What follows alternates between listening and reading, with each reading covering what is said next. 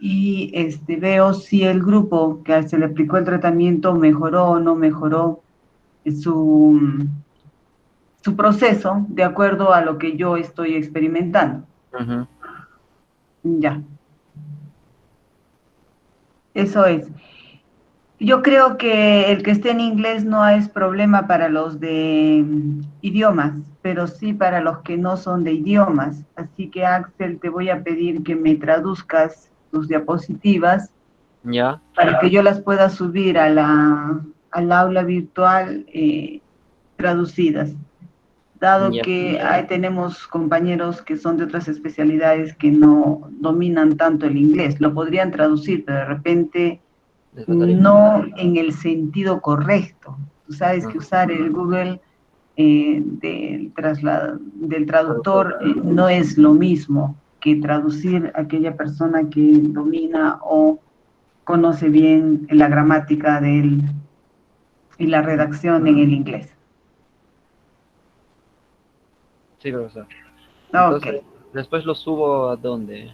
Cuando después. No, lo envías a Álamo y Álamo me las envía a mí las diapositivas y yo las Ok. voy a subir al aula virtual para que en la parte que dice diseños,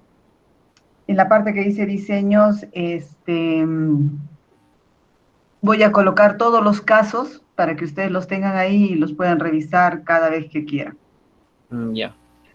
Ok, bien. Listo, profesor. Entonces, ahora continuamos sobre el proceso que nosotros estamos desarrollando.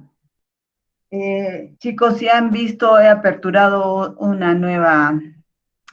nuevo casillero porque ya se nos acabaron los casilleros en el aula virtual. Entonces, recién voy a trabajar esos casilleros nuevos porque no sé por qué nos han puesto tan poquitos casilleros, ahora nos faltan. Entonces, termino de elaborar esos casilleros y voy a subir toda la información. ¿Está bien?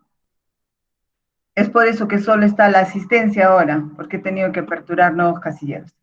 Muy bien, entonces voy a presentar mi pantalla y vamos a continuar. Luego del descanso ya todos están con su cerebrito más atento para poder continuar este proceso. ¿Ok? Entonces, solo como repaso de lo que nosotros estábamos haciendo. Si hay alguna pregunta, me la formulan por favor, como siempre, con el micrófono o Álamo nos dice si hay alguna pregunta en el chat. Ok. Este cerebro, que ya debe estar descansado, lo he puesto aquí porque ya hemos tomado un descanso para nuestro cerebrito y ahora volvemos a reflexionar sobre un caso importante del proceso de investigación. Hay dos matrices vitales para el proceso de investigación. Uno, la matriz de consistencia, que nos permite a nosotros ver todo el proceso de investigación, si va teniendo coherencia, si no va teniendo coherencia, si yo voy haciendo bien mi trabajo o no voy haciendo bien mi trabajo. ¿Okay? Eso es uno. Lo segundo es la operacionalización de variables que me permite a mí definir claramente el instrumento que voy a utilizar y qué debo preguntar, o sea, qué debo medir de la variable que he planteado. ¿Está bien? Entonces, ya revisamos las matrices de consistencia, también hemos revisado las matrices de operacionalización de variables, pero hay que tener en cuenta que la relación entre las variables y los indicadores que nosotros tenemos, las variables deben medirse, hay que tener en cuenta eso. Por eso es que reviso las dimensiones y reviso los indicadores para que me permitan medir la variable. Los indicadores permiten establecer y señalar los rasgos de las dimensiones o variables a medir. Hemos visto que va la variable, la dimensión, el indicador. El indicador me dice si está presente la dimensión y la dimensión me está diciendo que estoy midiendo la variable. ¿Sí? Entonces, eso es solo para repaso. Ahora, los ítems que son las preguntas que yo me formulo para que pueda medir el indicador, la dimensión y por tanto la variable, son aquellos que me permiten lograr tener un instrumento para una recogida de datos o una levantada de datos, ¿sí? Los ítems sirven siempre, están extraídos de los indicadores y sirven para elaborar los instrumentos y poder medir la variable. No se olviden de eso. ¿Qué debo tener en cuenta cuando hago la operacionalización de mis variables? 1, los conceptos. 2, identificar las dimensiones. 3, establecer los indicadores. Y 4, construir los ítems. Quiero decirles que si yo voy a utilizar otro instrumento, debo reflexionar sobre este instrumento haciendo una contextualización. Significa decir si eso que está escrito ahí en ese instrumento me sirve para el contexto donde yo estoy realizando mi proceso de investigación. Y entonces tenemos una variable que puede ser característica de los alumnos. Las dimensiones en que yo estoy definiendo cómo voy a medir esta variable son género, edad, distancia, hogar, escuela, composición del grupo familiar. Cuando yo hablo de la dimensión género, el indicador será hombre o mujer. Y el ítem 1 hombre, 0 mujer, para poder hacer el trabajo estadístico. Edad. Edad al cursar el grado. Entonces anotará su edad. Distancia hogar-escuela, tiempo en llegar al hogar. ¿Cuánto tiempo demoras desde que sales de casa? Estoy haciendo las preguntas. Si yo voy a personas con las que vives, estoy hablando del indicador para ver la composición del grupo familiar, entonces las preguntas serán: ¿con quién o quiénes vives en tu hogar? Vivo con mi mamá y con mi papá, vivo con mi mamá sin mi papá, vivo con mi papá sin mi mamá, o vivo con otras personas que no son mis padres. Entonces, en ese sentido es como va el proceso de construcción de la operacionalización de variables.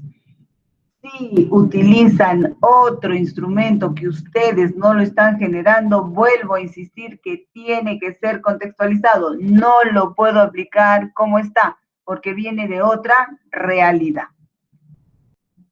Muy bien, eso solo para repaso de lo que era la operacionalización de variables. Y ahora entramos a un tema nuevo, ¿ok? Que habla de lo que es población y muestra. Avanzamos un poquito más, chicos.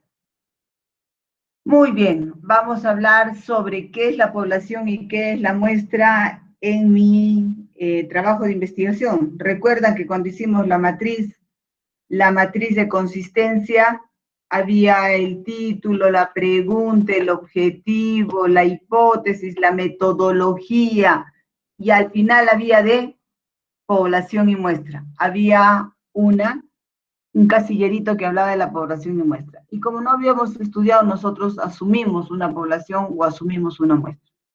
Entonces acá algunos conceptos que debo tener para seleccionar mi población y mi muestra.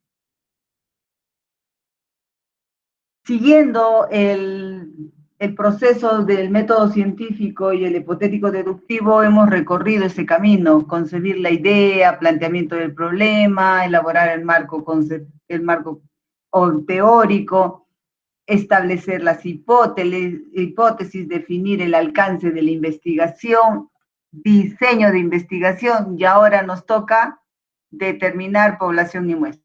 Y si se dan cuenta, ya solo nos falta 2 fases para ir a la presentación de los resultados. Entonces, prácticamente son 2 o 3 frasecitas que ya nos falta para terminar todo el proceso de investigación, y no iremos a la redacción de tesis, sino iremos a la completación de mi proyecto de investigación. Parece que vamos a terminar antes de que acabe el semestre, si vamos bien. Ok. Ahí, este gráfico me está demostrando que si tengo a varias personas, selecciono una. Ya está. ¿Qué representa eso? Uno representa la población y otro representa la muestra.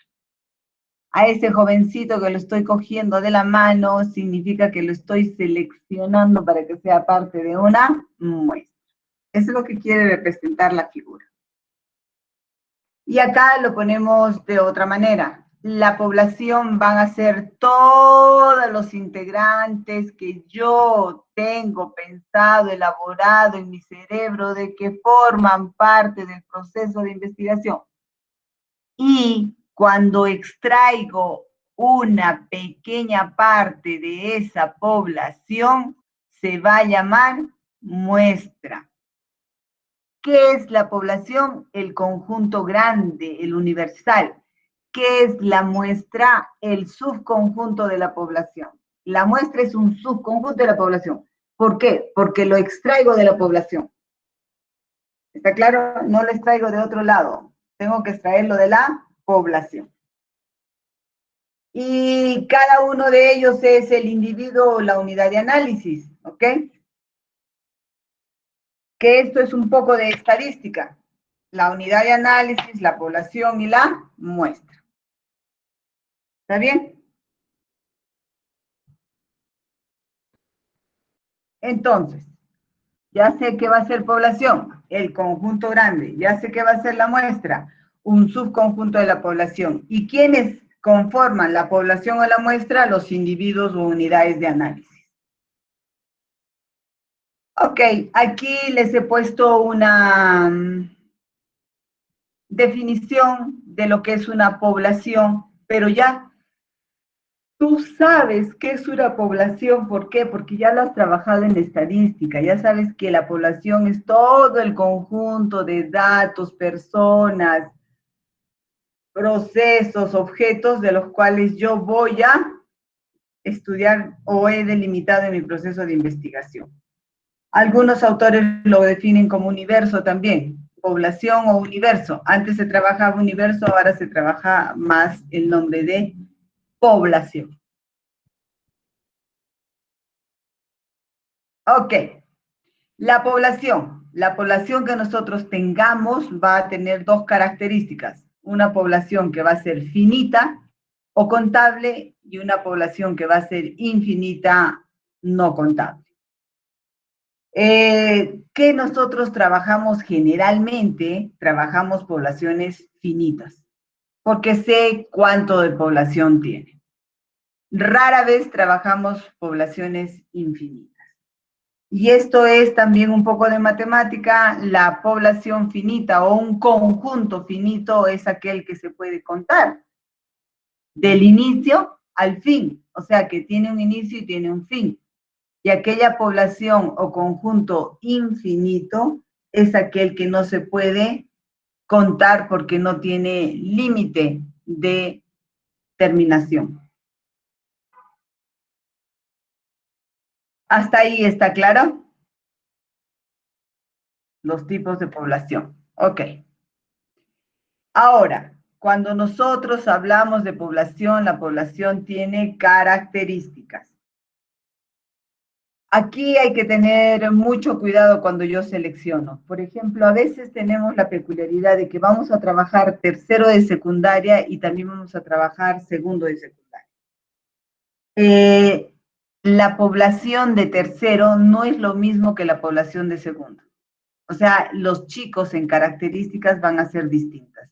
Entonces, hay que tener mucho cuidado en eso, que las poblaciones que tú trabajas deben tener las mismas características de acuerdo a las variables de la investigación. Por eso se dice que tienen que ser homogéneas o presentar la homogeneidad. Segunda característica, el tiempo. ¿Dónde es que tú, en qué tiempo es que tú tienes ubicada a tu población? Ojo, ahora, esta es mi población, en este tiempo la voy a trabajar o voy a trabajar años anteriores o tengo que ver si voy a trabajar de distintas generaciones. Entonces, tengo que tener homogeneidad, significa los miembros de la población deben tener las mismas variables.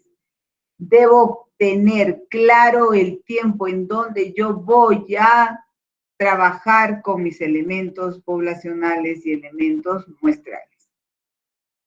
El espacio va a ser el lugar donde se ubique la población. Pero hay que tener cuidado, ¿no es cierto?, de que no se concluya porque no hay un proceso de cierre. Entonces, hay que tener cuidado en eso. ¿Sí? A veces, ¿y qué sucede? Y aquí, teniendo características como estas, van a darse cuenta que así tú quisieras, ay, yo quisiera entrevistar a los 5.000, pero no puedes. Porque los 5.000 de repente, uno está en Chivay, otro está en la Unión, el otro está en Castilla. A esas distancias del lugar donde están los elementos muestrales, hay que tomarlos en cuenta. Luego, la cantidad, el tamaño de la población o el tamaño de la muestra, ¿ok? Yo debo tomar a toda la población para hacer un muestreo, pero no debo tomar en la población elementos distractores. Solo aquello que yo voy a necesitar para mi proceso. ¿Ok? Entonces, las características de la población van a ser la homogeneidad, que seamos iguales, el tiempo, dónde lo vamos a hacer, o sea, en qué momento lo vamos a hacer, el espacio, en qué lugar, a quién voy a abarcar, y luego la cantidad. ¿Cuál va a ser el tamaño de la población que yo pueda escoger para una muestra? Ok. Los tipos de población. Uno es la población de interés y otra es la población accesible. La población de interés es el que yo quiero, ¿sí? El conjunto total de casos acerca de lo que el investigador quiere, pretende hacer las generalizaciones. Y otra es hasta dónde tú puedes llegar a tener esa población. Por ejemplo, a ti te gustaría, mira, en este momento poder evaluar o poner a tomarle un cuestionario a los alumnos de la institución educativa, a ver, Independencia Americana. Esa era tu población de interés, pero tu población accesible en este momento te dirá de repente que no puedes acceder a toda esa población, sino aparte de esa población que tienen, por ejemplo, conectividad. Entonces, ahí radica la diferencia entre una población de interés y una población accesible.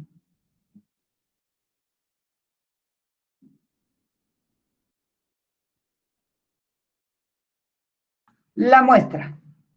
La muestra es un subconjunto de la población. Ya dijimos que era un subconjunto de la población.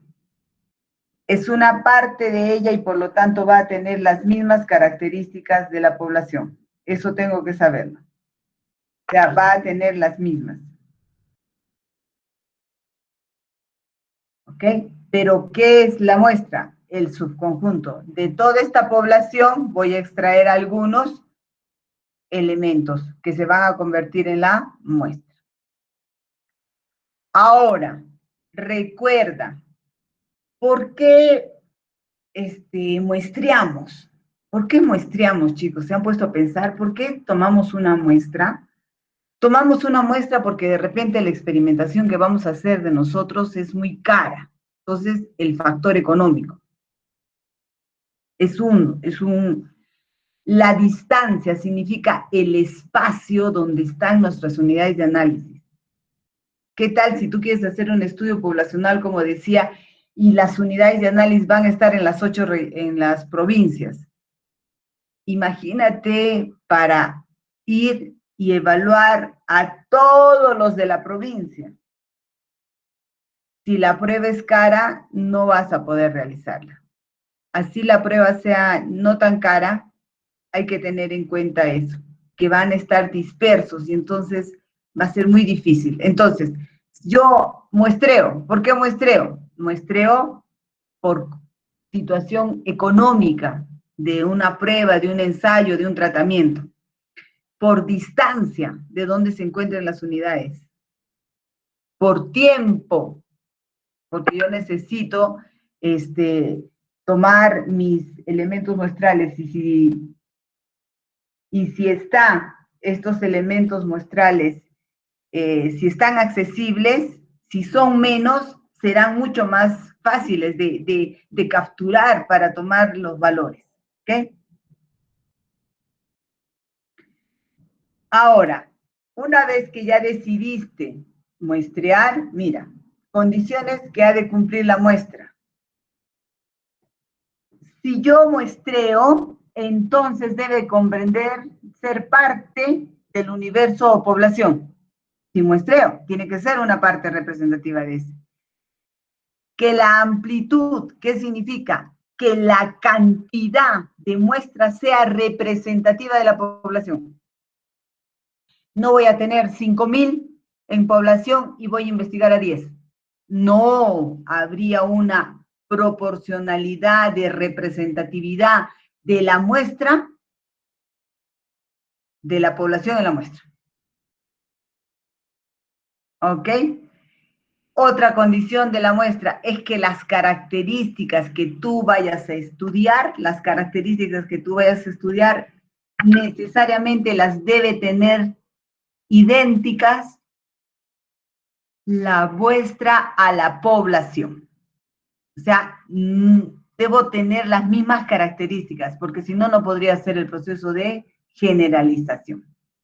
¿Está bien? Entonces, hay que tener en cuenta. Yo muestreo por factores económicos, muestreo por factores de tiempo, muestreo por lugar de distancia de las unidades. Y cuando yo muestreo, debo tener consideraciones. Uno, que esté comprendido en el universo o en la población. Que el tamaño, la amplitud de la muestra sea representativa como para poder hacer una generalización. Después, que la muestra tenga las mismas características de la población.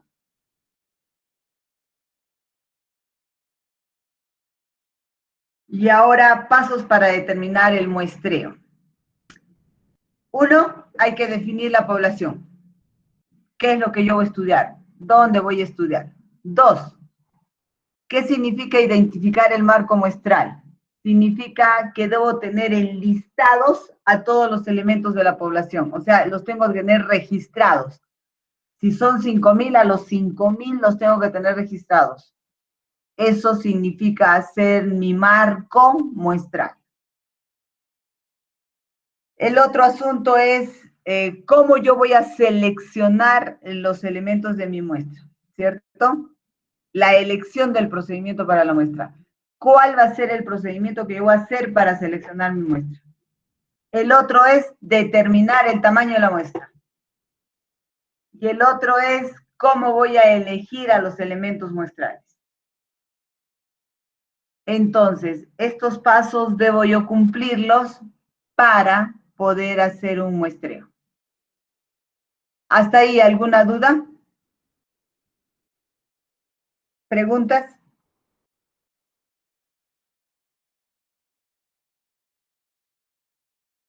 ¿No? Ok. Conceptos necesarios para el muestreo. El elemento, la unidad del muestreo y el marco muestral. El elemento ya hemos visto en el grafiquito, ¿se acuerdan? La unidad sobre la cual se necesita la información. La unidad de muestreo son todos los elementos que están disponibles para ser seleccionados en el momento del muestreo. Y el marco muestral significa la lista de todas las unidades de muestreo disponibles para su selección. Uno es el elemento de toda la población, otro es la unidad de muestreo y otra es el marco muestral. Y ahora algunas consideraciones aquí para todos sobre la muestra. ¿Qué significa selección aleatoria y qué significa asignación aleatoria? De paso que estamos viendo los diseños. La selección aleatoria significa muestrear, significa extraer la muestra de una población de manera aleatoria utilizando el azar. Y luego la asignación ya viene, una vez que tengo la muestra, ¿cómo la asigno a los grupos? Significa al grupo de tratamiento y al grupo de control. Entonces, cuando yo estoy hablando de selección aleatoria, cuando de la población voy a seleccionar a través del azar los elementos muestrales. ¿Cuándo hablo yo de asignación aleatoria? Hablo de asignación aleatoria cuando, una vez que ya tengo mi muestra, cómo decido, cómo extraigo para que un grupo, para que una cantidad de elementos forme el grupo experimental y otro el grupo de control.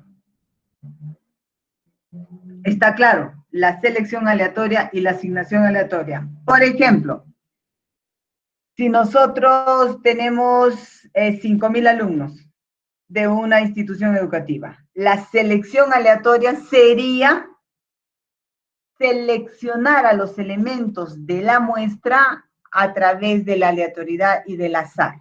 ¿Qué significa? Ah, ya, profesora, yo necesito de los 5.000, 1.000 estudiantes. Ah, ya. Entonces tú vas a hacer un proceso de selección de elementos muestrales de forma aleatoria. Y ya, sacas de los 5.000 tus 1.000. Ya está, ya sacaste los 1.000.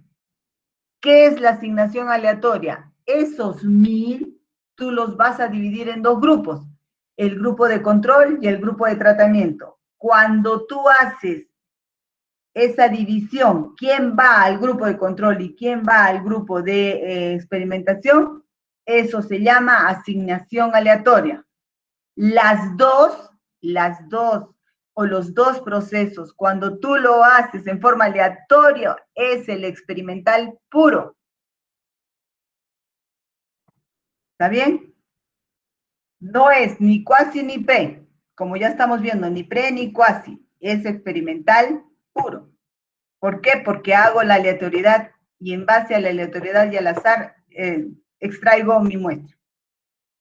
Yo les he puesto algunos ejemplos para que ustedes puedan luego repasar y leer. Yo cuando tenga un trabajo de investigación puedo hacer las dos cosas, la selección aleatoria y la asignación aleatoria, y estoy trabajando un experimental. Pero puede ser que no lo hagas así, puede ser que hagas uno de ellos. Significa, puede ser que si tenías que extraer a 1.000 alumnos, estos 1.000 alumnos estarían listos para ser extraídos, ¿qué haces?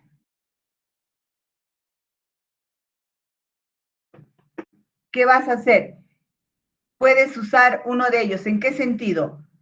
La muestra, por ejemplo, tienes, del colegio tienes 1.000 alumnos. Ok. Pero están enlistados, 1, 2, 3, 4, 5, 6, 7. Ya está. Tú seleccionas los 200 primeros alumnos. No lo hiciste aleatoriamente, estás seleccionando de lo que estaba ahí especificado. ¿Sí?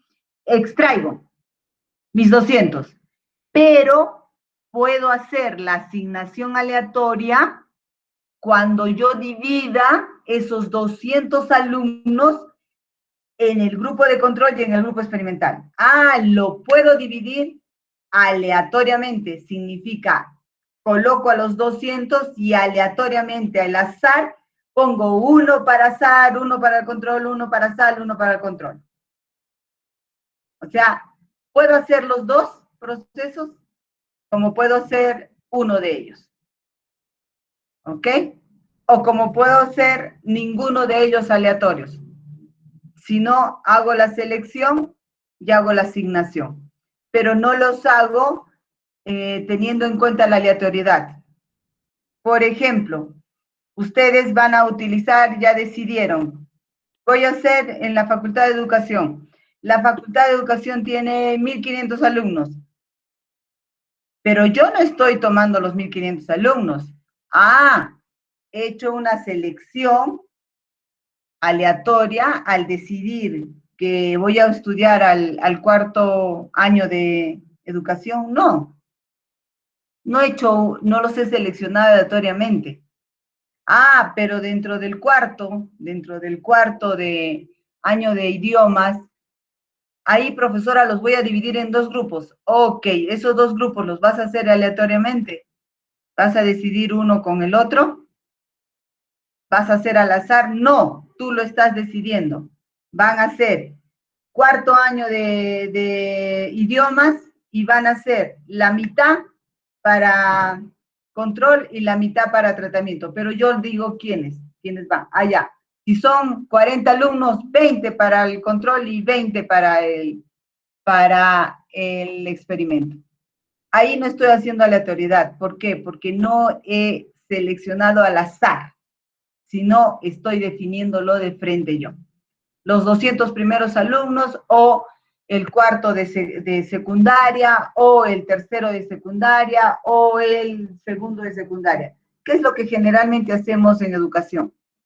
Tomamos un grado, pero ese grado no lo tomamos al azar, lo tomamos directamente el grado. O sea, no hacemos una selección aleatoria.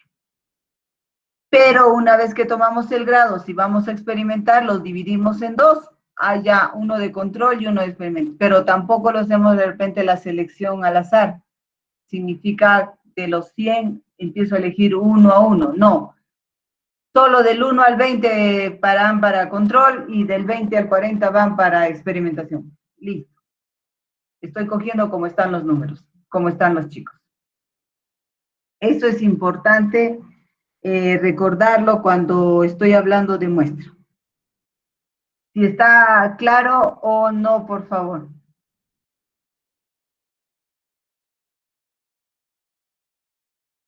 ¿Está claro? Lo que va a ser la selección y aleatoria y la asignación aleatoria.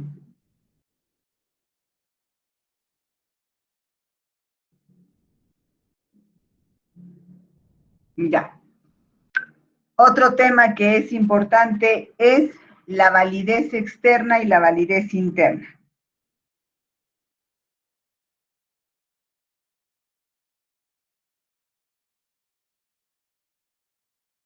Ok. La validez externa se refiere a cómo es que yo puedo hacer la generalización.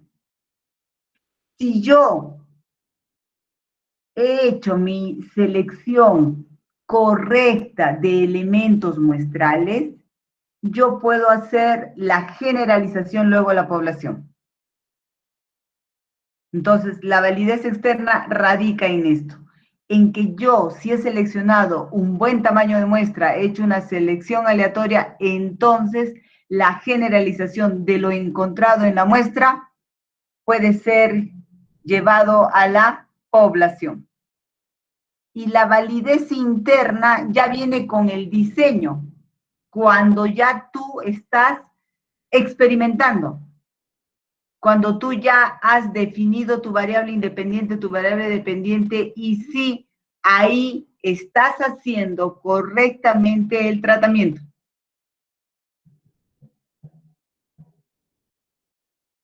Eso es la validez interna. Son dos tipos de validez, la validez externa y la validez interna cuando yo hago un muestreo. Entonces, date cuenta que tienes que tener consideraciones para hacer un muestreo. Y aquí vamos a tener los métodos de muestreo o los tipos de muestreo. Los que es muestra probabilística y lo que es muestra no probabilística.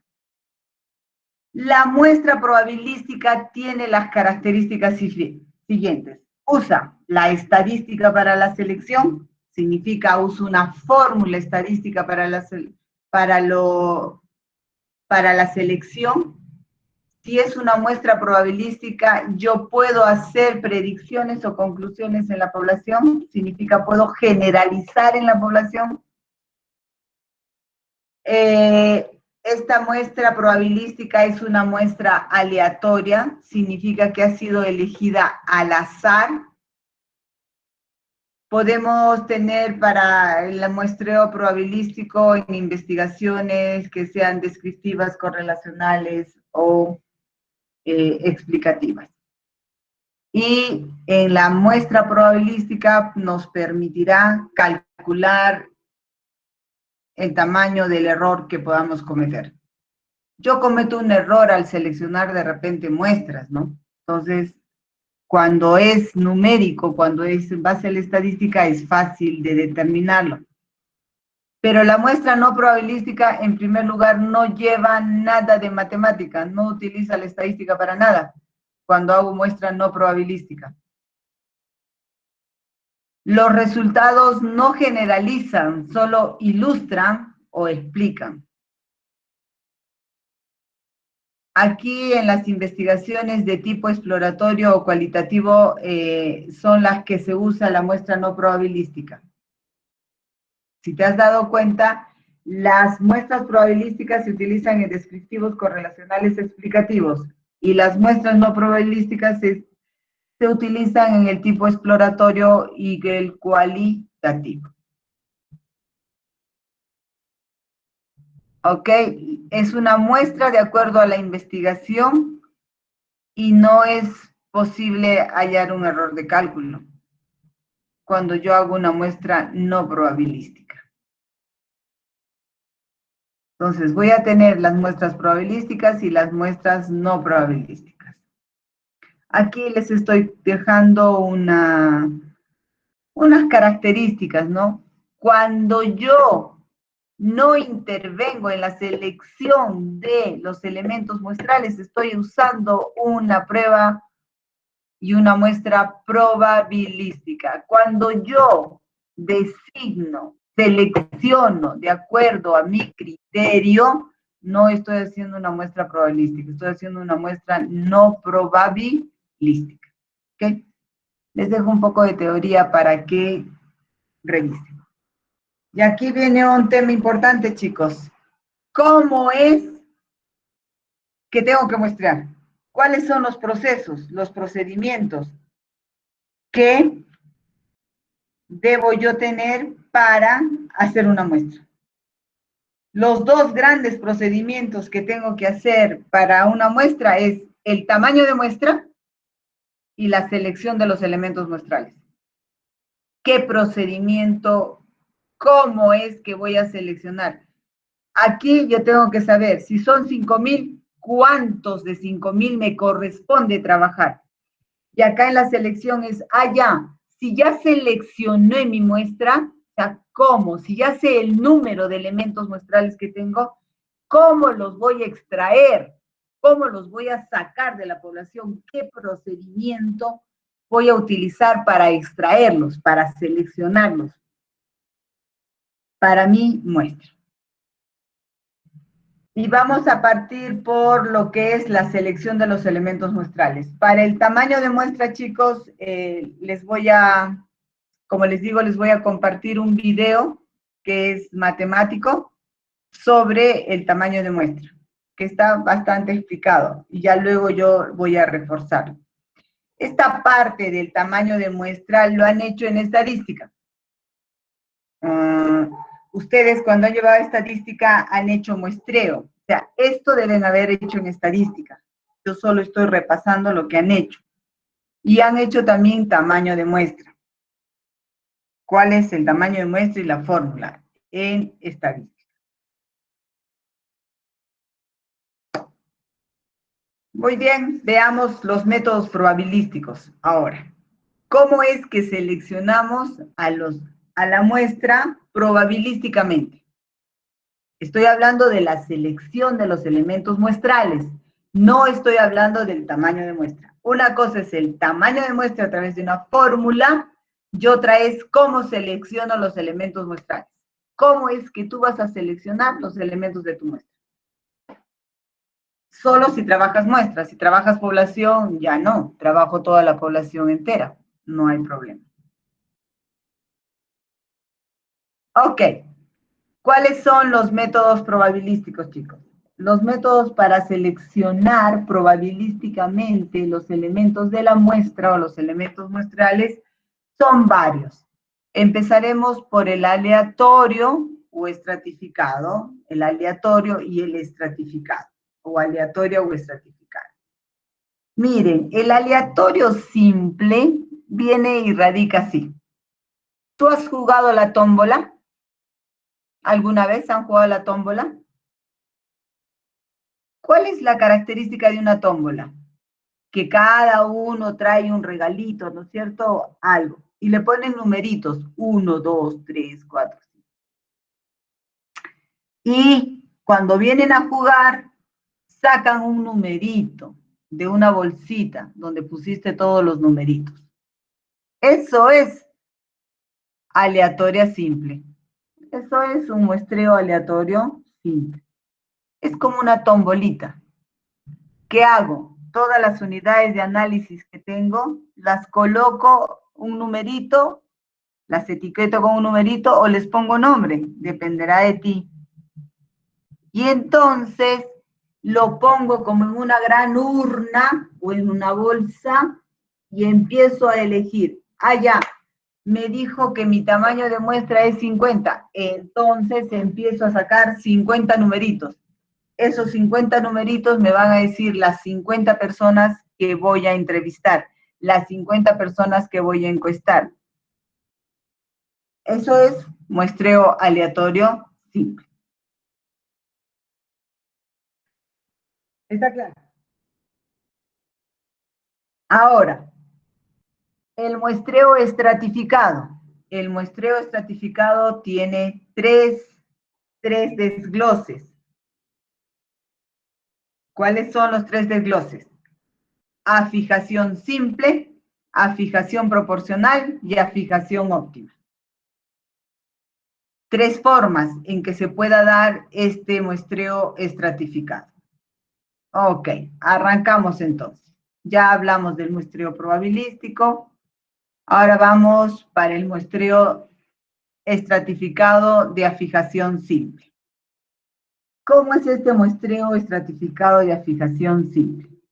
Significa, si tú tienes 500 estudiantes y has utilizado la fórmula para sacar el tamaño de muestra y te dice que tú necesitas 90, ¿sí? 90. ¿Cómo es que seleccionas tus elementos muestrales? Ah, fíjate, yo tengo 270 encuestas repartidas en 3 estratos y requiero 90 encuestas en cada estrato.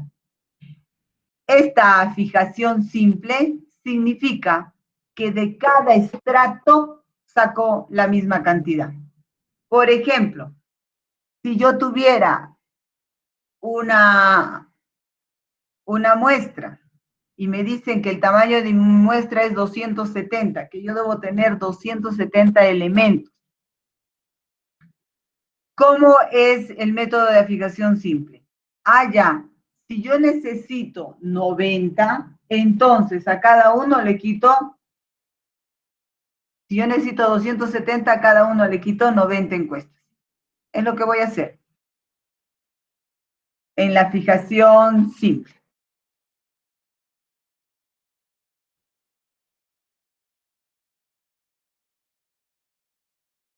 Ya, vamos a la fijación simple. Estamos aquí en la fijación simple. ¿Ok? A ver.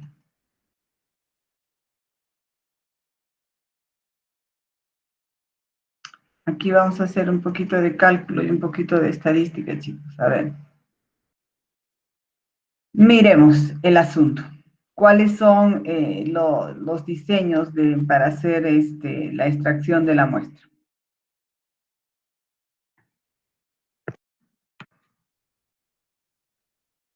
Tenemos aquí.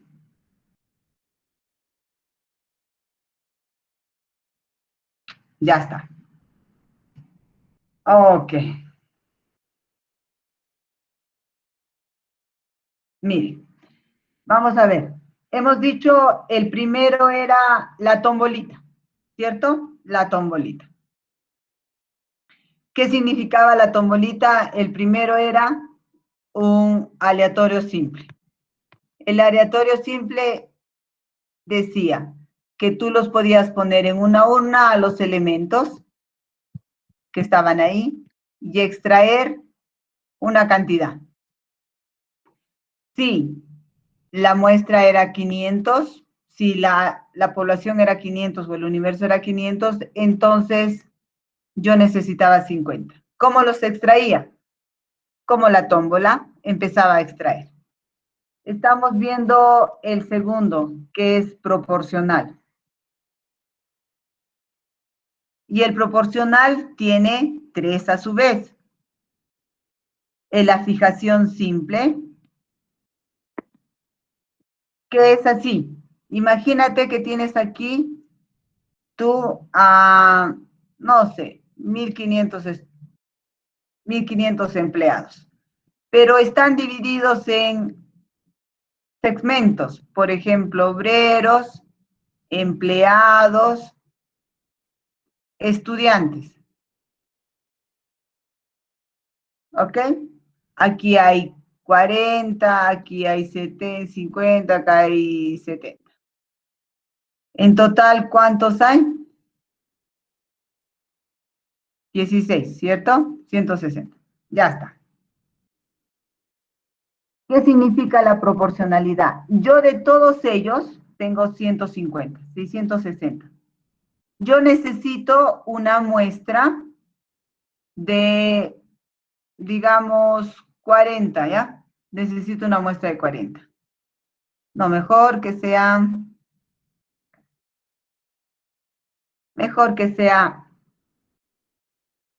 60. Necesito extraer 60.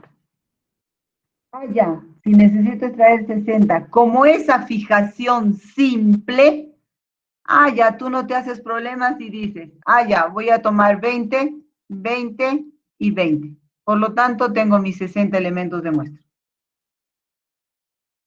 Es lo que hago. No tengo ningún problema más. ¿Me entendieron hasta ahí? ¿Tienen alguna pregunta?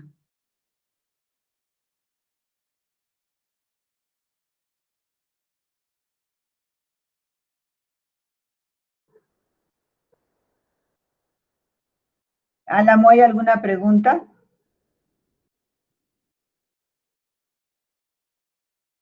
No, profesora, ninguna. Ok. Entonces, ahora vamos a el muestreo estratificado. Ok. Con afijación proporcional, ¿ya?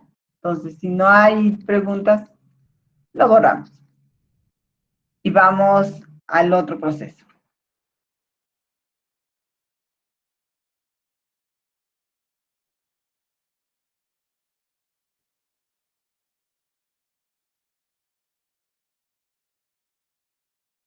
Ok. Ahora vamos a la fijación proporcional, que va a ser el otro. La fijación proporcional.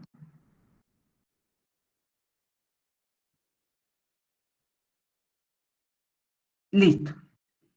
¿Qué sucede? A ver, yo voy a tener igual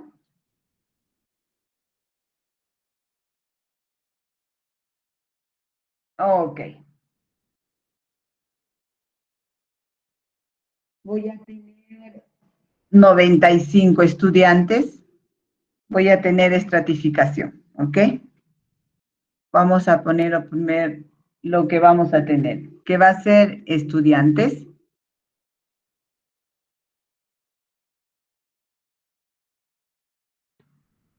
Que voy a tener técnicos. Y que voy a tener profesionales.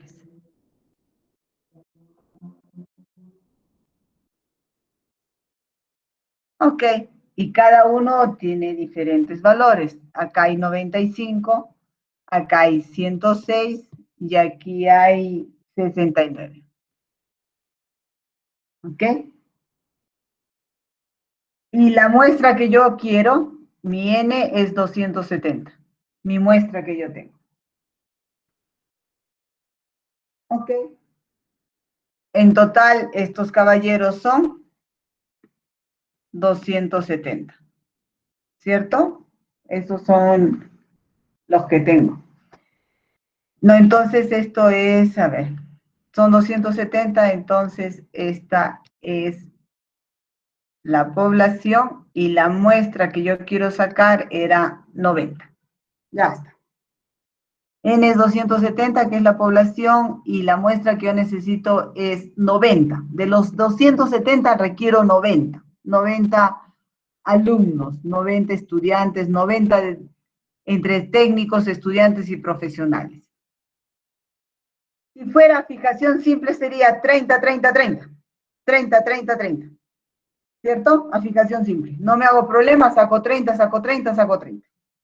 Pero como es a fijación proporcional, entonces yo tengo que hacer y encontrar mi coeficiente de proporcionalidad.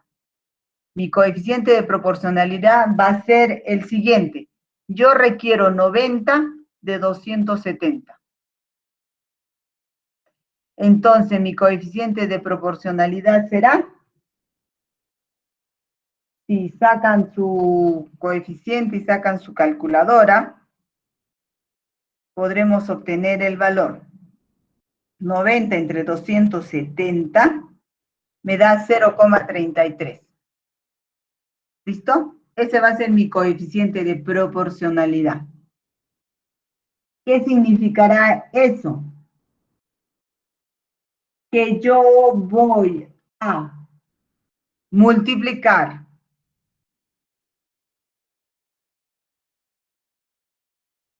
95 por 0,33, 106 por 0,33 y 69 por 0,33. Y entonces multiplican 95 por 0,33, me va a dar 31,35. 31,35. Voy ahora a 106 por 0,33, me da 31,18. 31,18. Y ahora 69.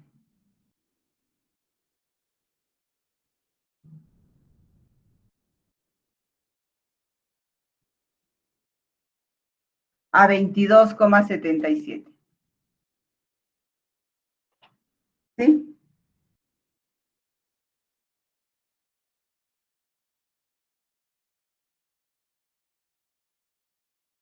Aquí sale 34,98. Chicos, usen su calculadora también. Aquí sale 34,98.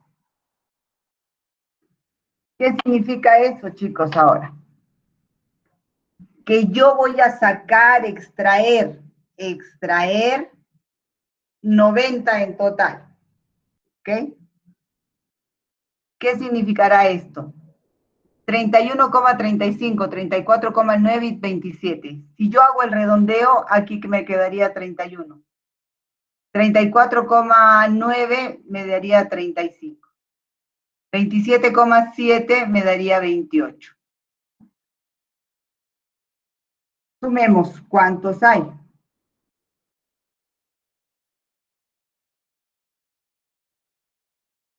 Me está sobrando 3 individuos porque solo necesito 9. Entonces, no redondeo para tener exactamente el valor. Lo dejo en 34 y lo dejo en 27. Y ahí tengo que ir seleccionando.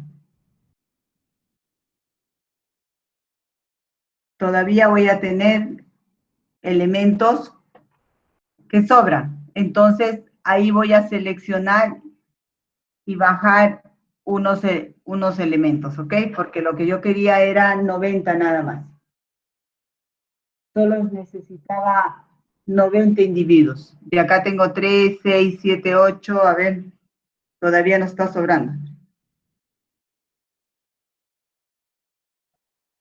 Claro, tengo 92. Entonces,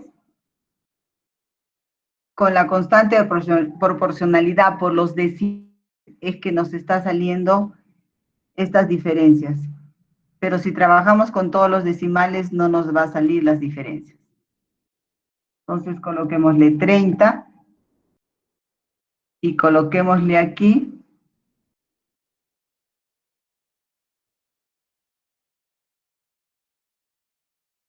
32, creo que es. Profesora, Ajá. en el tercer punto no Ajá. saldría 27,77, sería 22. Ah, es 22. 22. Ah, ya, entonces ahí es donde lo he puesto 27, es 22, 77. 77. Entonces aquí sería 22. ¿Sí? Y aquí sería 34.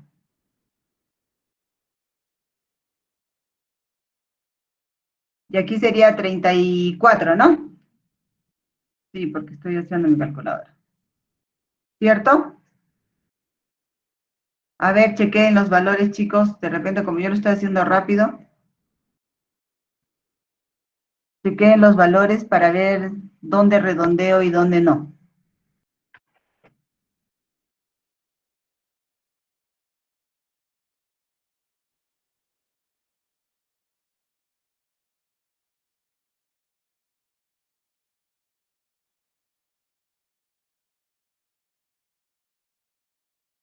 Entonces, aquí tendría que redondear, porque va acá, va a ser 35, porque es 34. 31 y acá sería 23, ¿no?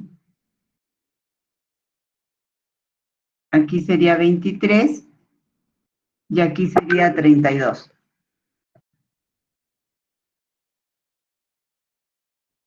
Redondeando aquí al 31 para que sea a la par que los demás, 32.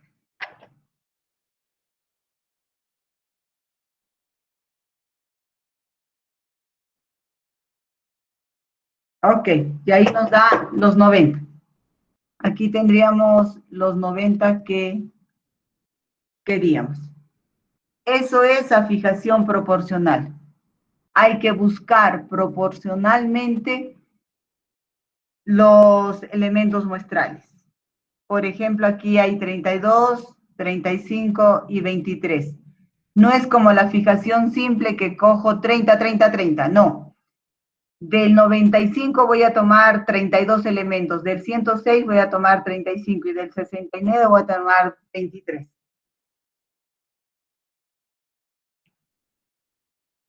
¿Está claro?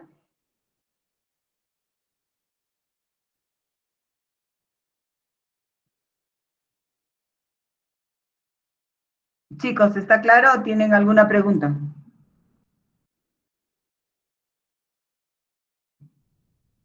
Todo claro, profesora.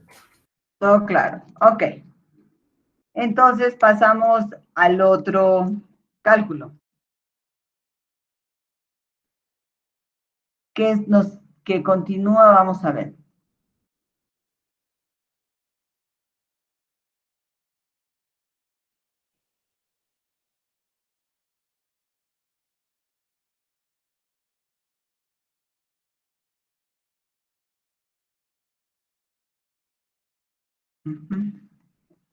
Me parece que continúa la fijación ya por variabilidad,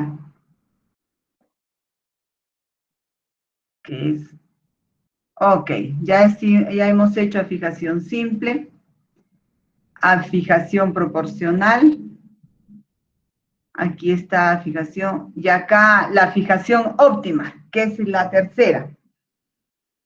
Pero La fijación óptima se la hace ya con un cálculo mucho más preciso de la desviación y la dispersión de los datos dentro de los estratos. Si hablo de dispersión, esto estoy diciendo que estoy trabajando varianza o desviación estándar. Significa ya para este cálculo necesito utilizar el SPSS o hacer fórmulas más complejas donde pueda determinar la selección de cada elemento muestral de los estratos de acuerdo a la variabilidad o dispersión de cada estrato. Si hay más dispersión, menos dispersión. Ustedes saben que las medidas de variabilidad, como son la varianza, mide, y el desvío estándar mide la variabilidad de los datos. Y el coeficiente de variabilidad, mucho más. Nos dice si la variabilidad de los datos es alta o es poca. Entonces, para la fijación óptima, utilizo esas medidas. La dispersión de los datos dentro de los estratos a través de la desviación estándar o desviación típica. ¿Ok? Esto no lo vamos a hacer porque se hace con un proceso estadístico. Ok, esto ya es un ejemplo. Ahora, el otro muestreo por conglomerados. El otro muestreo por conglomerado es de la siguiente forma. A ver si puedo explicarles. Mira,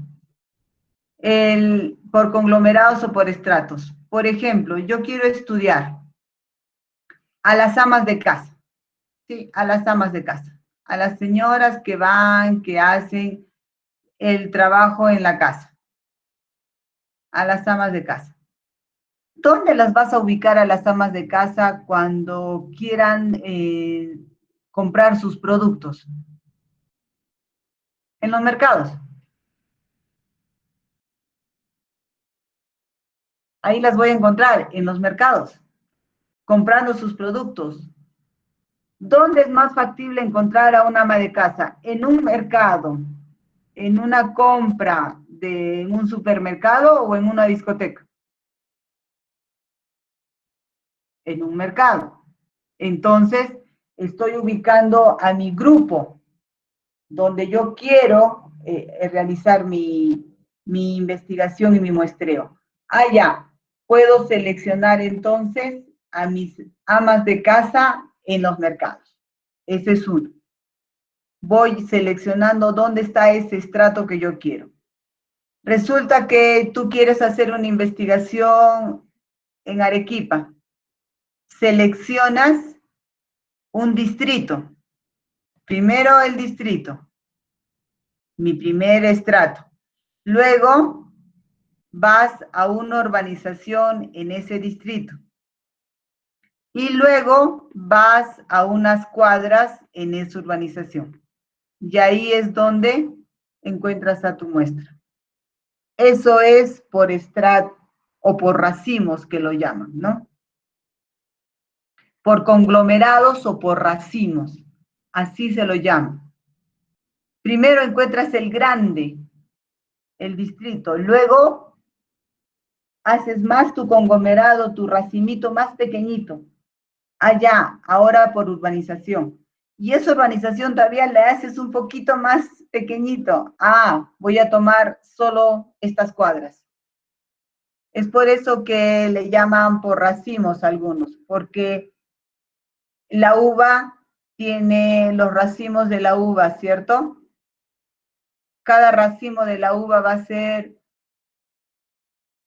una parte de mi muestreo. Así lo llamo.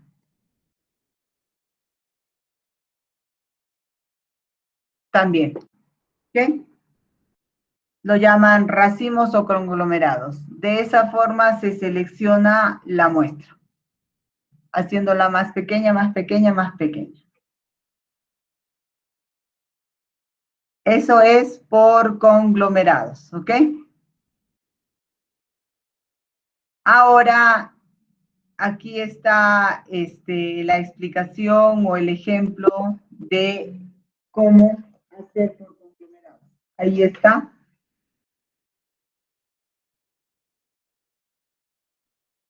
Para que tengan, pero ya les expliqué. Ahora avanzamos a otro más.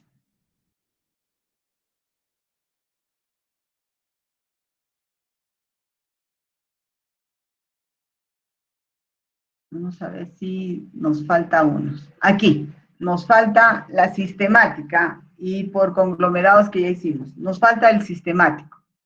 ¿Cómo es el sistemático, chicos? El sistemático es de la siguiente manera.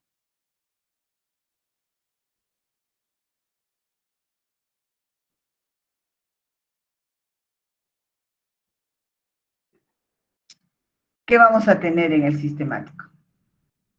A ver, ¿alguna vez ustedes han participado en una pollada, chicos?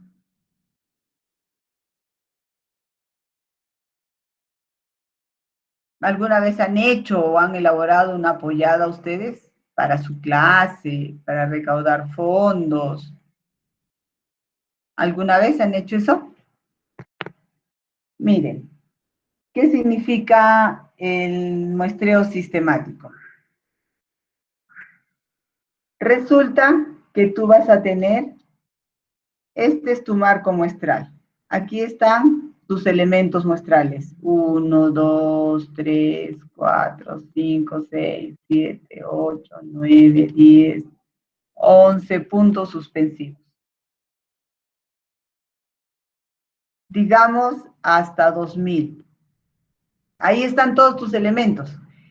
Esto que yo acabo de hacer, esta numeración se llama marco muestral. Ahí están todos mis elementos de la población, está mi marco muestral para seleccionar. Yo quiero seleccionar. Supuestamente en la posición 2 está Ricardo, la posición 4 está José, la posición 10 está Norma. ¿Me entienden? Cada numerito está marcando a cada uno de los estudiantes que tú quieres seleccionar. Entonces, el muestreo sistemático dice que tú tienes que hacer una división entre la población y la muestra que quieres obtener. Yo tengo de población a 2000 y quiero una muestra de 500. Ya. Para hallar el muestreo sistemático, dice que debes encontrar un intervalo de selección. ¿Cómo encuentras el intervalo de selección?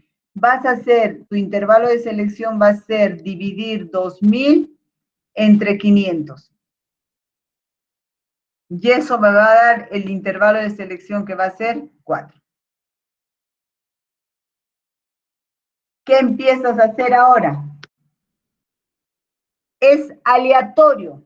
Tú puedes arrancar para contar y seleccionar tus elementos muestrales por el 1, o puedes arrancar por el 28, o puedes arrancar por el 56, o por el 220, etcétera, etcétera. Puedes partir de cualquier valor.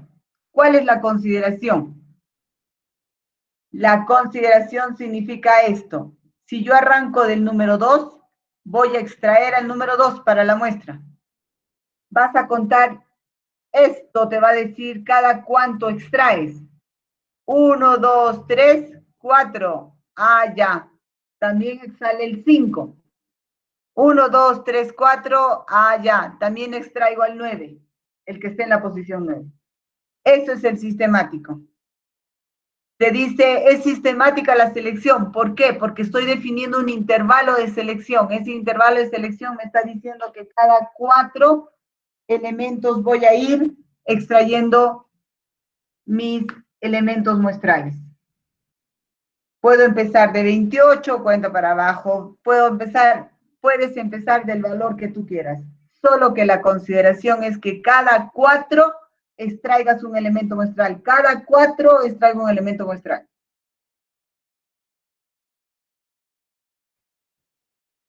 Muy bien, está claro. ¿Está claro, chicos? La parte sistemática. Y ya por conglomerados también lo vimos. ¿Cómo es que voy seleccionando? Se llama por conglomerado o por racimos. Algunos lo llaman racimos. También, si lo encuentras en una literatura, vas a encontrar con racimos o conglomerados. ¿Ok? Ahora vamos por el muestreo no probabilístico. Ahora vamos por el muestreo no probabilístico, chicos. El que hemos hecho todo es probabilístico, porque es al azar. Es como se dice, selección aleatoria al azar. Ahora vamos por el muestreo no probabilístico. Aquí el investigador selecciona la muestra. Tú seleccionas la muestra. ¿Bajo qué criterio? Es subjetivo. Por ejemplo, profesora, de toda la facultad yo he elegido a idiomas. ¿Cómo has hecho para elegir a idiomas? A idiomas como una de los elementos muestrales de tu proceso de investigación. No usaste ninguno de los métodos que hemos elegido en antes. No, estás decidiendo tú cuál es el grupo que vas a trabajar. De todos los grupos de la facultad, de las 9 especialidades, acabas de decidir uno. Eso no es aleatorio, eso es una selección que yo quiero seleccionar.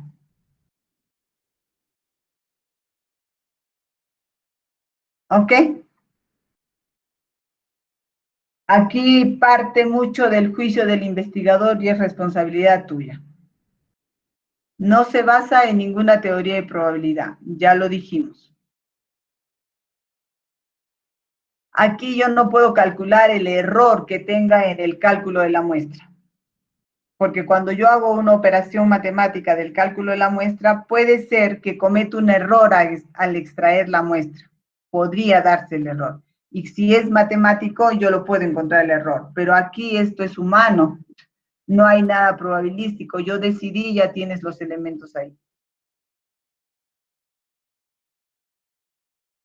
No tienes ninguna dificultad. ¿Ok? Entonces, los métodos no probabilísticos. El muestreo por cuotas, el muestreo intencional o conveniencia, el de bola de nieve y el muestreo discrecional. ¿Qué son los métodos no probabilísticos?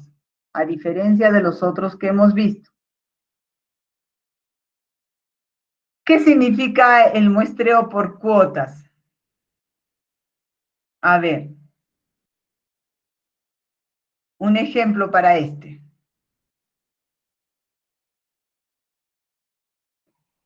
Miren, ¿qué tal? ¿Qué tal, chicos, si ustedes quieren probar o nosotros, los profesores, queremos demostrar que nuestro rendimiento académico es bueno?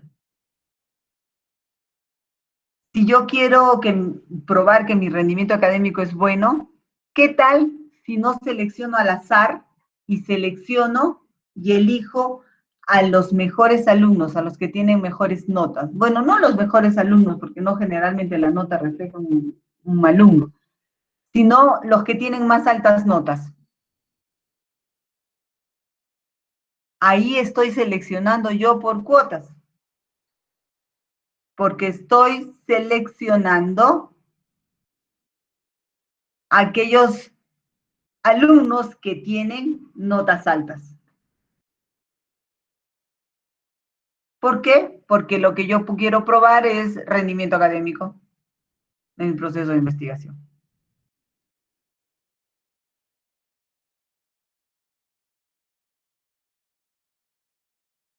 Cuando es un muestreo intencional o de conveniencia. Nuevamente, hay mano subjetiva. Tú ahí, para obtener tus muestras representativas, vas a tomar grupos que a tu parecer representan mejor o representarían mejor el proceso que vas a investigar. Acá, un ejemplo clarísimo ahorita. Su compañero ha traído un ejemplo de un diseño, lo ha traído en inglés. ¿Qué pasa con los otros alumnos que no saben inglés? ¿Están excluidos o no? Están excluidos. O sea, yo solo ahora con este muestreo intencional de haber traído la lectura en inglés, significa que estaba captando solo a los chicos que hablan inglés. Eso es un muestreo intencional. Ok, la bola de nieve. ¿Tú has visto cómo se forma el muñeco de nieve? Parte de una bolita pequeña y voy agregándole nieve y la voy formando una bola más grande, una bola más grande, una bola más grande. Igual es el muestreo de bola de nieve. ¿Qué pasa? A ver, digamos que en la clase ha entrado un señor que está regalando, imaginémonos nada más, ¿eh? Que está regalando celulares, ya está. Y en la clase están 3 o 4 de ustedes. ¿Ok? Ah, te regaló el celular, Tú sales de tu clase y le dices a tu amigo, oye, ¿sabes qué? Están regalando celulares en mi clase. El amigo va a tu clase. El otro compañero tuyo salió y le dijo al otro amigo, ¿qué estamos haciendo? Estamos haciendo crecer el grupo. Eso se llama bola de nieve.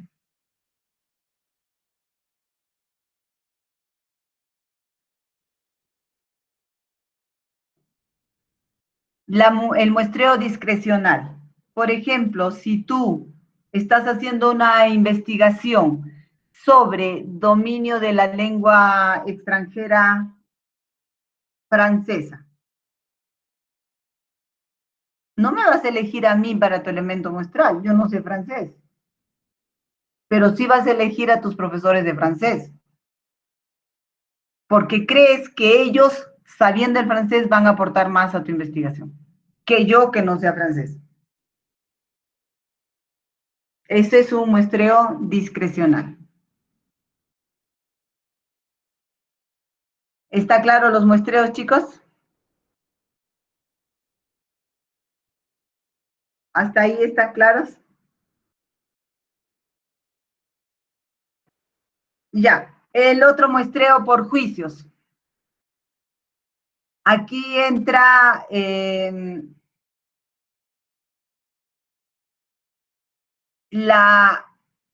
como el asesoramiento de un experto para seleccionar aquellas personas que tienen un posicionamiento de opinión respecto de un tema. Muy bien, hablamos del coronavirus. ¿A quiénes tú vas a seleccionar? Si quisieras hablar del coronavirus, tener información del coronavirus, ¿a quién seleccionarías? De todas las especialidades médicas que hay, ¿al ginecólogo? No, al epidemiólogo. Al químico farmacéutico. ¿Por qué? Porque son gente que tiene algo que decir de juicio respecto de este tema. Son personas que tienen opinión sobre este tema. El ginecólogo puede tener conocimientos, pero no es una expertise, como puede ser el epidemiólogo.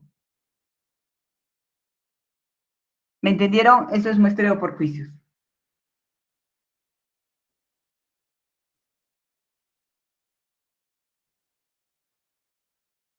¿Está claro para todos?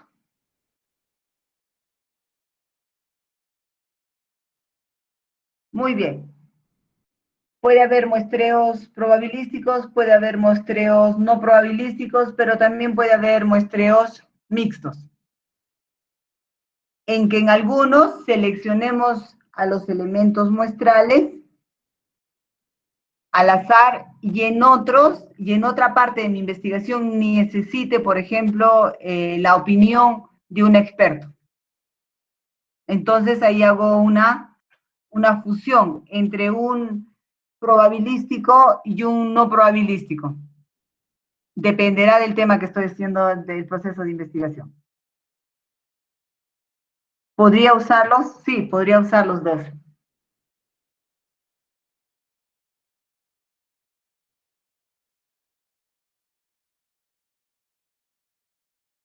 ¿Hasta ahí está clara?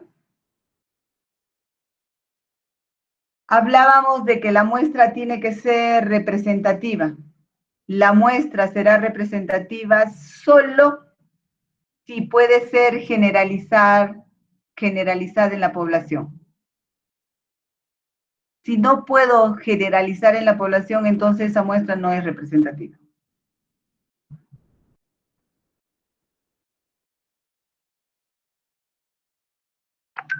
Y ahora vamos a ver qué factores influyen en la determinación del tamaño de la muestra. Ahora entramos a tamaño de la muestra. Ya vimos lo que era selección de los elementos muestrales. Ahora, ¿cuán grande debe ser mi muestra para representar a mi población? Aquí ya vamos a hablar de tamaño de la muestra. ¿Ok? Los factores que influyen ahora en la determinación del tamaño. El tipo de diseño que tú vas a hacer. El tipo de muestreo. El tipo de fórmula. ¿Qué significa? El diseño que vas a hacer. Cuasi experimental, preexperimental o experimental. El tipo de muestreo, probabilístico o no probabilístico. El tipo de fórmula para población finita, para población infinita.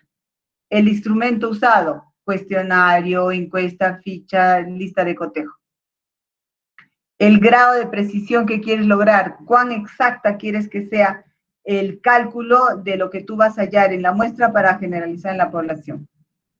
La heterogeneidad de los atributos significa si los elementos de la muestra son muy heterogéneos, son tan distintos.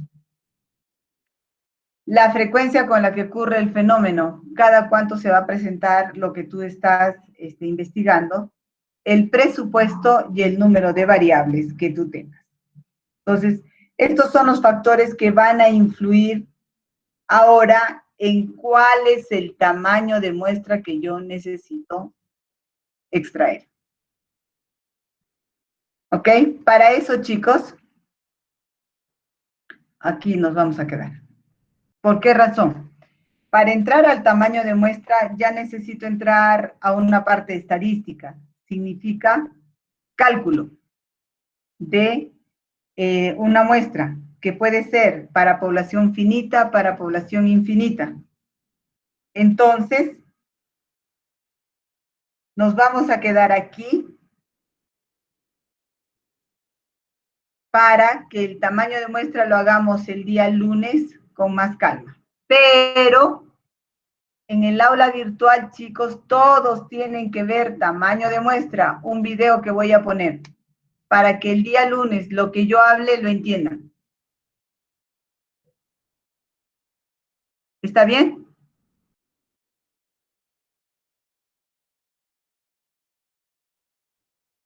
¿Todavía están ahí o ya se fueron? ¿O están dormidos? Ah, sí están. Ok. Hasta ahí. ¿Me han entendido? Hemos hablado de la selección de los elementos muestrales. Ahora nos falta hablar del tamaño de muestra. Y el tamaño de muestra ya es cálculo estadístico. Así que van a ver el video para que entiendan lo que voy a hablar el día lunes. ¿Alguna pregunta hasta ahí?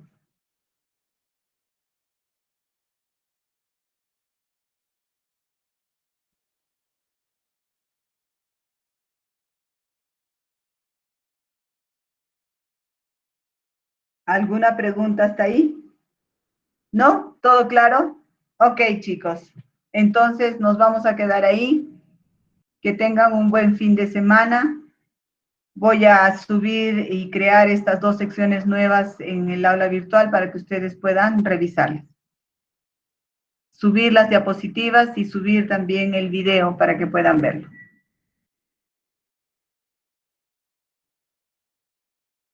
¿Ok? Si no hay ninguna pregunta, entonces nos vemos el día lunes.